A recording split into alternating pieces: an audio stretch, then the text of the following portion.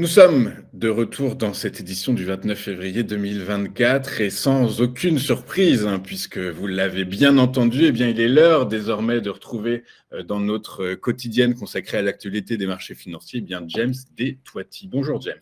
Bonjour à tous. Merci de m'inviter. Au nom de Sam, et de la House Academy, on va vous faire une petite analyse macro, une petite analyse graphique, un peu de mindset Ouais. et le calendrier. Et ben juste avant James, donc je rappelle à ceux qui ne vous connaissent pas encore que vous êtes donc le loup de Zurich et que vous êtes responsable du Zurich Chapter du SAMT, c'est l'association suisse des analystes techniques.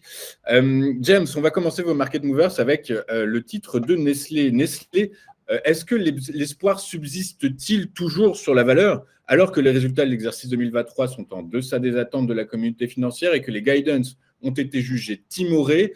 Du coup, à force des choses, les analystes financiers ont réduit leur objectif de cours. Qu'en est-il réellement techniquement, James?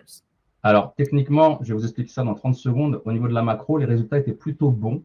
Mais comme vous avez pu le constater, le cacao a augmenté. Il est en pleine expansion comme ça. Donc, c'est ce qui fait que justement, les choses pourraient être un peu compliquées pour Nestlé. Donc, au niveau de la guidance, ça serait plutôt prudence par la suite. Je vais passer tout de suite à l'analyse technique. Je vais vous partager ça. Hop, hop, c'est parti. Voilà. Alors, on a deux choses sur Nestlé. En daily, nous avons un biseau descendant. Donc, on pourrait casser et remonter et aller chercher cette zone de polarité ici autour des 115. D'accord? Par contre, il y a une divergence en monthly, d'accord? Sur du mois, sur du monthly. On a ici un triangle descendant. Donc, je vous ai mis exactement les segments qu'il fallait reporter. Et on pourrait descendre sur les 86,57. En plus de ça, en daily, vous avez une divergence avec le ROC, le rate of change, dont parlait Julien tout à l'heure. D'accord?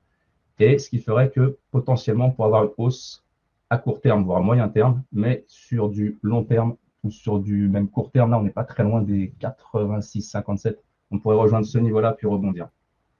Voilà, ça c'était pour Nestlé, c'est mon analyse sur Nestlé.